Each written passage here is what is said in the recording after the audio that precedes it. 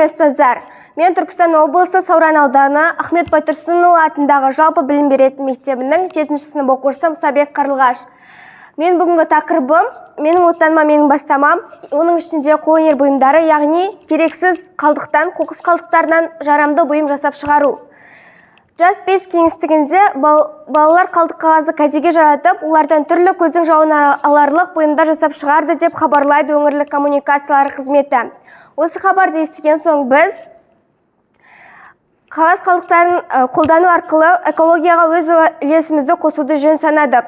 Сөйтіп, бұл идеяны оқушылар ұстаздарына өздері ұсынды. Одан соң біз көріп тұрғандарыңыздай қағаз қалдықтарынан түрлі консерварлық бұйымдар жасап шығардық. Бұл идеяның туындауына негізінен біздің Эколайф жобасында білім алуымыз түрткі болды.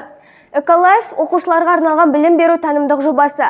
Мақсаты балалар арасында экологиялық білім беру және қоршаған ортаға қамқорлық жасауға баулу болып табылады. Курста бұл жоба бойынша біздің мектебімізде еріктілер тобы құрылған болатын. Ондағы жалпы оқушы саны 20-ға жуықтайды. Курста оқып жүріп біз адамзаттың күнделікті өмірде қоршаған ортаға қаншалықты зиян беріп жатқанына көз жеткіздік. Сөйтіп, оқушылар болып достарымызбен қалай экологияны жақсартуға өз үлесімізді қоса аламыз деп ойландық.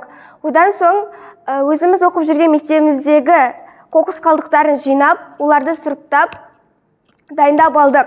Біздің ойымызша қоқыс қалдықтарын қайта өңдеу бұл экологияны қорғауға деген маңызды қадам. Қағаз қалдықтарын қайта өңдеу бұл қаламыздың, еліміздің өзекті проблемасының бірі болып отыр.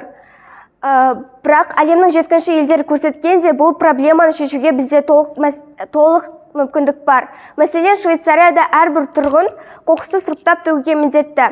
Металды металға, шыныны шыныға, қағазды қағазға. Осының нәтижесінде олар шыны сауыттарының 90%-ын, ал қағаз өнімдерінің 1/3-ін қайта өңдеуге пайдаланылады. Ал бізде қайта өңдеу кешендері саусақпен санарлық. Қоқыс қалдықтарының ішіндегі ең кең таралған қоқыс ол қағаз қалдықтары, яғни макулатура болып табылады. Енді біздің дайындаған бұйымдарымызға тоқтала кетейік. Біз қағаз қалдықтарын сұрыптау арқылы мынандай керемет бұйымдар жасап шығардық. Оның біріншісі бұл бүркіт. Біз бұл бүркітті сымды өткізіп, сосын қағазды бумаждау арқылы пішінін келтірдік. Содан соң картонды жабыстырып, оны бояу арқылы керемет бұйым шығардық. Екінші бұйым ол бізде тазы болып табылады.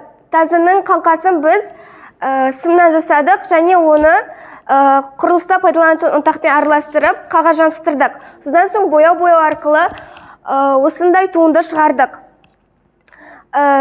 Біз осы бұйымдарды мектебіміздің жәрмеңкесінде сата отырып, мектебіміздің айналасына түрлі сәндік ағаштарды отырғыздық.